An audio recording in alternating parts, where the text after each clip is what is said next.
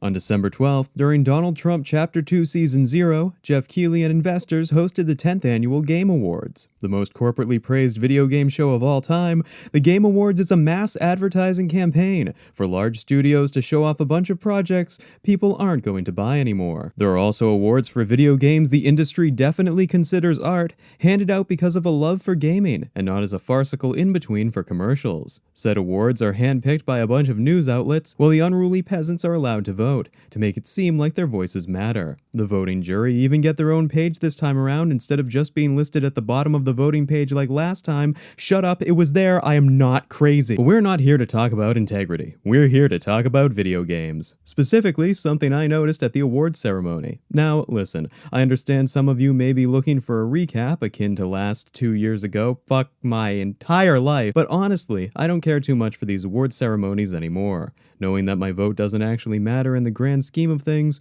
with 100 different outlets from around the world actually picking the winners, like, is that really something I should be excited about? The Oscars are already an artsy-fartsy fellatio fest, with last year being the only time in 5 I've agreed with Best Picture. If I don't trust the prim and proper presentation of Hollywood, why should I trust a younger industry that's somehow already just as sordid? But beyond the awards ceremony, there really weren't too many games I was all that interested in. Sure, we finally got a release date for Crimson Desert, which I'm very excited about and will put countless hours into when it arrives. But that game had already been announced years ago. A similar condition befalls Borderlands 4, a game whose swiftly approaching release date makes for a nice distraction from their attempt to make a movie out of it. Well, alleged movie. There is a difference between those and visual diarrhea. There were plenty of other existing games that are either out or were previously announced who got the spotlight, such as The Last of Us Part 2 Remastered. I do like how the not zombie franchise has just become Naughty Dog's Skyrim, meaning we'll just continue to see even more releases on those next-gen consoles coming in less than 3 years for some fucking reason. And we also got plenty of new titles who I'm not going to be talking about a lot,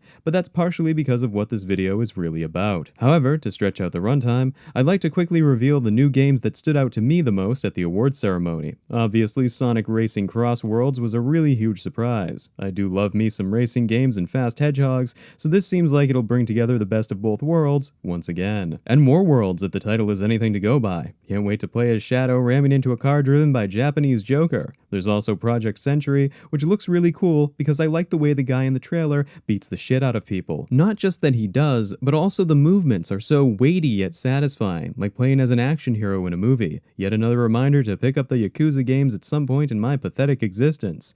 And even though it's not a new game, I'm going to make an exception because Korea. Dungeon & Fighter Arad, I think, actually looks like fun, even if some of the background assets looked ripped straight from my asshole. Even if some of the background assets look ripped straight from Genshin. Makes me want to try out DNF Online, sinking even more hours of my existence into the digital landscape. So, 3 games. Out of everything they showed at the awards ceremony, 3 games stood out. That's it. Everything else I genuinely can't even remember outside of the ones I want to talk about today. Because this year, the Game Awards were weird. The ceremony arrived off the back of a very tumultuous year for big gaming companies. Massive layoffs happened across various parts of the industry, with tens of thousands of people losing their jobs. Palworld showed up on the scene at the very start of the year, making Nintendo so ass-blasted they sued them for copying Pokemon's gameplay patents. Patents, mind you, that didn't go into effect until after the game came out. A bunch of controversy surrounded games like Stellar Blade and Helldivers because Sony's inability to make functional decisions anymore led to outfit censorships and the near destruction of their only good live service game. And of course, who could forget Gamergate 2.0. It turns out the second time is actually the charm, with a huge swath of gamers tired of identity politics, lazy studios, and overall bad design deciding to stage a boycott. A boycott that became so popular, you had people working at consulting groups like Sweet Baby Inc. harassing and trying to dox the people boycotting, which of course only made the snowball bigger, resulting in a slew of high-profile releases getting nuked from orbit. Highlights include Dragon Age Veilguard flopping, Unknown Number 9 flopping, Suicide Squad Fuck Batman flopping, Senua's Saga Hellblade 2 keeling over, Star Wars Outlaws going full kamikaze and taking the entirety of Ubisoft with it. And who could forget Concord, Sony's decade-in-the-making Overwatch clone that cost $400 million to make and that died in literally 2 weeks. Gee, I wonder why the PS5 Pro is so expensive. So, needless to reiterate, big companies got fucked this year, and it really is all their fault. default, which of course means the biggest yearly event in gaming celebrating said companies is going to suck just as hard. Except, it really didn't. For the most part, it was just bland and safe. Most of the games being shown were just kind of whatever. There was that weird Turok game that looks like shit, but other than that, nothing was too standout. Of course, except for the big, important special announcements. But we'll get to those later, because overall, the award ceremony was just meaningless drivel. Wow, Snoop Dogg showed up to promote his new album. Wow, Harrison Ford got handed a paycheck live. Wow, Jeff Keighley almost cried tears of Code Red on stage for an Elden Ring co-op game. It didn't really matter that much to me. Like, I didn't even remember they were making Slay the Spire 2, or a new Ninja Gaiden, or Project Robot, until I started looking all of this up for the script. Don't get me wrong, I'm sure they'll be good, but I didn't care. Outside of 4 games, 2 of which had already been established before the awards even happened, nothing there grabbed my attention. Except for one thing. Just how weird the ceremony itself was. And it all had to do with one very strange segment that happened not too long into the ceremony. It began innocently enough with Jeff presenting the Game Changer Award for someone who's taken a major initiative within the gaming industry over the last year. He talked about all the layoffs the game industry had been going through before introducing a featurette about a man named Amir Satvat. In an uplifting presentation, Amir discusses how he created a program to help laid-off developers find new jobs. The entire thing is presented through the lens of an underdog story. This Amir guy just so happened to have a job background that allowed him to easily organize developers he contacted in ways that would help them find new jobs at new companies. Thousands of people managed to get rehired elsewhere, slightly dampening the number of net layoffs for the year. And keep in mind, this is all the info we got. This dude who just so happened to have a passion for video games decided to help out some people in the industry who are now struggling after massive layoffs. For free, mind you, implying he's doing this completely within his own time. Then he gets on stage and cries, and it's all emotional, and everyone is wholesome chungus. But then, you dig a little deeper into Amir himself. As it turns out, Amir has been part of the gaming industry for about 2 years now. In October 2022, about a month prior to creating his program, Amir became a strategic advisor for Playside Studios, a AAA gaming company out of Australia. By August 2023, he became the business development director for Tencent. Now, this has raised a lot of conspiracy theories that he's actually some poacher for the Chinese tech company, given its many tentacled holdings in a vast array of global video game studios. And while I wouldn't be surprised if he has directed the best candidates he helps to places either their holdings or Playside could benefit from, it is strange that it was never brought up at the ceremony, that this guy actually does have a background in gaming and that he works at these companies. I guess it would have detracted from the wholesome moment and raised a couple eyebrows, but maybe even having him list off some of the biggest studios he hired to would have helped. Also would have helped to know what to avoid for the next 7 to 10 years, because if you don't understand who is mostly getting laid off, you probably haven't been paying attention. So yeah, that was kind of strange how they hid Amir's ties to a Chinese gaming company from the public, resulting in a plethora of conspiracy theories. But the strangeness doesn't stop there. Another odd event happened during the Player's Voice Award announcement. You know, the one where your vote actually matters. Or so they say. The nominees were rather unsurprising. You had Elden Ring, Shadow of the DLC, Black Myth Wukong, and 3 Chinese gacha games. Games like Genshin, Zenless Zone Zero, and Wuthering Waves, all of whom have rather large fan bases behind them. Players who likely would have voted for them in order to get free gacha currency. However, Jeff claimed something very, very weird while presenting the award. He said that the winner, Black Myth Wukong, got 100% of the votes. Now, I understand, Black Myth Wukong is a very beloved game, so I don't mean to step on any toes when I say this, but 100% of the votes?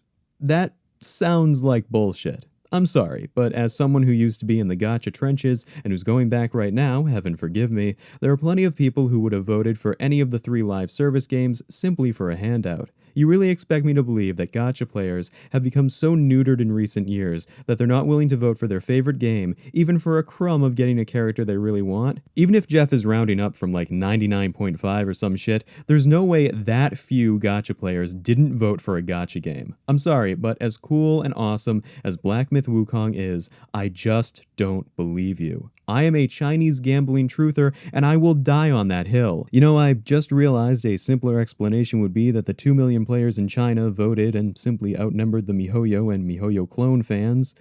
But I like my conspiracy theory, so fuck it, rigged! But the weirdness didn't stop there, because Jeff got very misty-eyed over some game announcements that were hyped up as being big and epic and the best thing since Jesus on Toast. And every single one of them was half-assed and dumb. The first of these was The Witcher 4, because nothing says video games like a high-res cutscene in super mega detail with a big bloody fight against a giant, familiar-looking monster.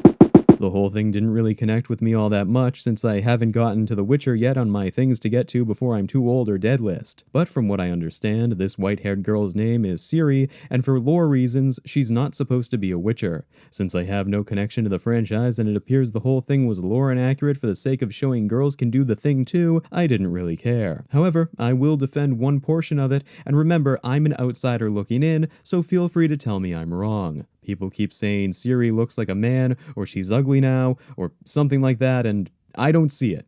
Like, maybe I'm getting cataracts or something, but she looks fine. A little weird in a few still frames, sure, but when moving around, she looks like your everyday 35-ish-year-old woman. Again, I don't know anything about the games, so maybe she's supposed to appear younger than that, in which case, yeah, I can see why people think her design's not great.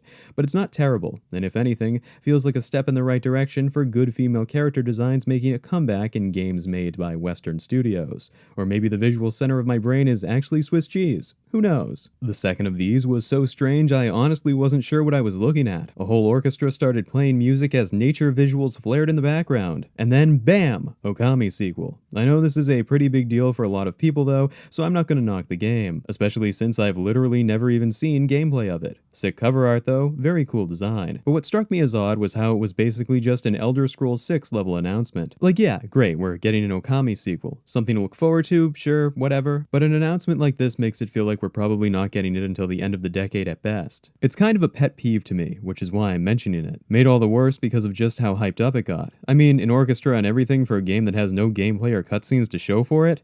A neat announcement for sure, but the presentation being so bombastic for something so mysterious was just odd to me. It feels like putting the cart before the horse, like promising something before that promise fades into obscurity for years and years until it's too late to really recoup it. It just rubbed me the wrong way, even if the prospect of another game is sure to excite a lot of other people. But then we had the big one, the Moby Dick of gaming announcements. With emotions high for our host and that's about it, he revealed a major video game studio had a brand new IP they were going to be showing off. This was it, the final announcement of the night. And what did we get? I'm just a kid who's 4. Each day I grow some more. I like exploring. I'm Caillou. Yeah, so it turns out Naughty Dog has decided releasing The Last of Us ports can't carry their entire company, and they actually need to make more games beyond it. Hence, Intergalactic, the Heretic Prophet. Aside from the title sounding like one of those Rebel Moon movies from Zack Snyder, the trailer itself was just a complete troll of gamers everywhere. Now, aside from the Porsche product placement, the trailer opened up with a really neat-looking anime-stylized show on the TV, only to pull up and reveal the best sign a video game is going to be good, a woman shaving her head in a mirror. She ends up talking to a smoker over a computer about some shit I can't be fucked to recall, before she goes onto a planet and fights some guy using her cool red lightsaber. Also, can we get some Fs in the chat for Tony Dalton's career? Lalo really will be the only good English language role he ever has. I also find it hilarious the trailer listed off every big game franchise Naughty Dog ever made. From the makers of Crash Bandicoot, Jak and Daxter, Uncharted. Like, no you're fucking not. Those guys left over a decade ago. All you have is the namesake, which isn't doing you any favors after The Last of Us Part 2's blunderflush of a story. But yeah, I just find it so strange that Jeff is hyping up this amazing game that's gonna change the world or whatever, only for it to be some generic-looking space game made by a studio whose only remaining goodwill is a TV show, and even that's going away when Season 2 starts. It's almost like a cherry on top for a really bland Game Awards show that had so many weird, suspicious elements to it. Suspicious in the sense that I really do wonder how much of this was dictated by the powers that be. Whether it's studios, journalists, or something like that, this year's Game Awards just felt really manufactured. Like, oh, Astrobot won Game of the Year, wow! The only game on the list made by a big studio that's an exclusive for their dying console, and the first time they've made a real video game in fucking forever. Not to lend credence to the schizo ramblings of Black Myth Wukong's lead developer or whoever, but I can't really fault him for being suspicious about the whole ordeal. Because honestly, So am I. Through the bland mediocrity of the Game Awards, something about all of this rubbed me the wrong way. The game reveals that were supposed to be really big being incredibly underwhelming or disappointing, the suspicious wins in different categories, and one that sparked plenty of conspiracy theories, and the overall tone feeling desperate to grab your attention. Like the Muppets Statler and Waldorf were roasting different aspects of gaming in the awards ceremony, like when they said stuff about Jeff and Kojimbo not really being friends.